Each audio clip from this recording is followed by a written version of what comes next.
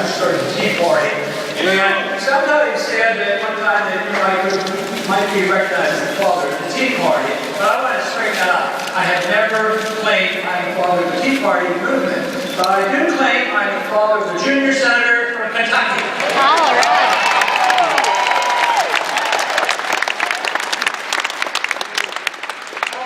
One thing, it's great to be out of D.C.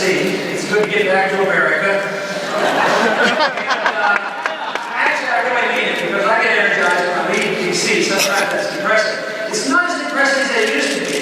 You know, a couple years ago, the Tea Party movement, people like you got energized and you sent us some help. And believe me, it's a lot nicer in D.C. than it was a few years ago. Oh, good. That doesn't tell you that we have our problems solved. Believe me, our problems are great. And they're expanding. And we have to be prepared to take care of them. Sometimes people think that all we have to do is get a few more votes and pass this bill and cut the spending and everything's going to be all right.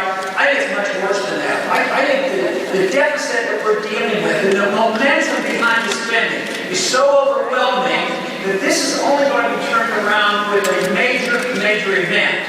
And I've worked on this assumption for a long time because it was back in 1971 when it was declared that the pseudo gold standard was no longer viable.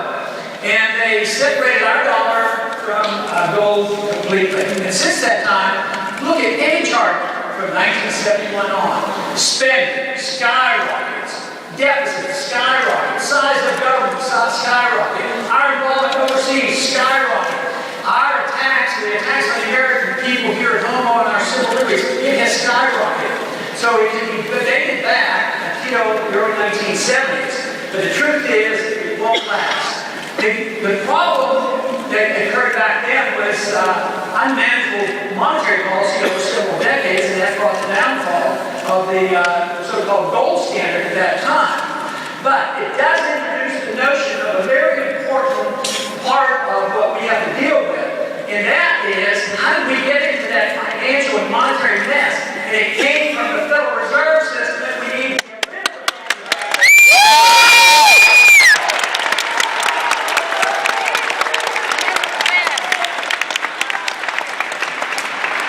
You know, I understand there's been a lot of talk at the convention about which is the best tax system.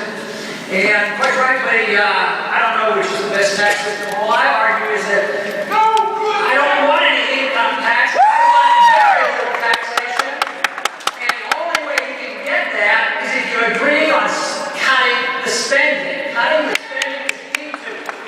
But all the discussion about the taxes are too high, spending too high, deficit's too high, that's all very beneficial, but eventually we have to come up, with a solution.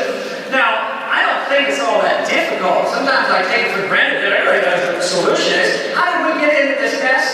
Well, we got into this mess because we were careless. The people were careless. We allowed the wrong kind of people to take over our government. We allowed them to vote for all the spending, and we allowed too many people to go to Washington that did not ever take their oath of office seriously. If that's the cause, why shouldn't the solution be sending only people to Washington who take their oath of office seriously and obey the Constitution?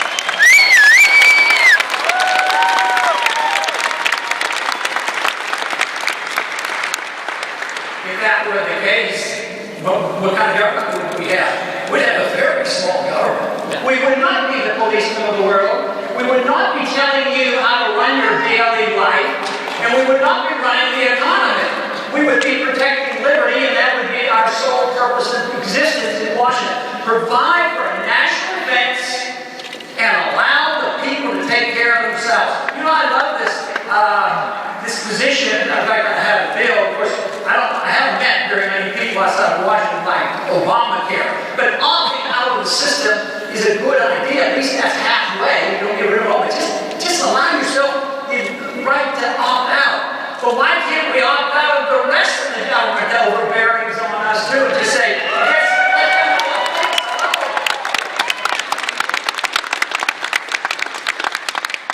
You know, right now, today, the news is not good about inflation. All you have to do is read the daily paper today. Commodity prices are soaring. What's happening?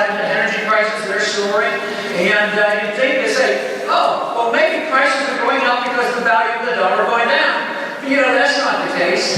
Today, I saw on TV, they were explaining why prices were high. Well, it was the weather. Foreigners were buying too much stuff. The labor costs were up. People were making too much profit. Never once did they say, well, the prices are going up because the value of the dollar is going down. The value of the dollar is going down because the Federal Reserve prints too much money.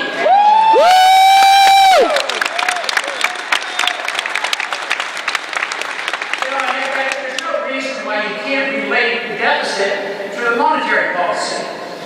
Yes, you can have deficits with a sound monetary system. Matter of fact, that was one of the shortcomings, from my viewpoint, in the Constitution. They allowed borrowing. The federal government was allowed to borrow.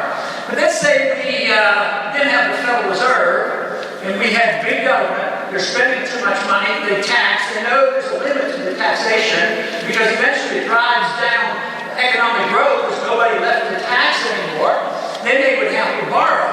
Well, they're borrowing an awful lot now, but interest rates haven't gone up. That's because of the Fed. Now, if you didn't have a Fed and Congress spent too much, interest rates would go up and they would have to quit.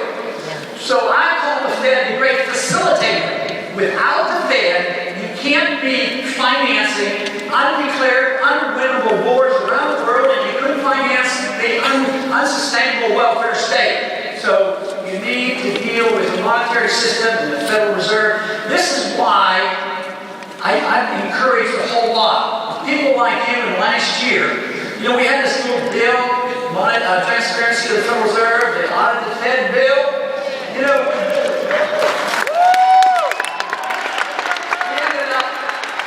ended up with every Republican congressman supported the bill, and a lot of the Democrats we actually got passed through the House. So transparency of the Federal Reserve is an issue that transcends and is bipartisan, and a lot of independents support this because we live in an age now where people are waking up. They're sick and tired of the government stealing our privacy, and all they do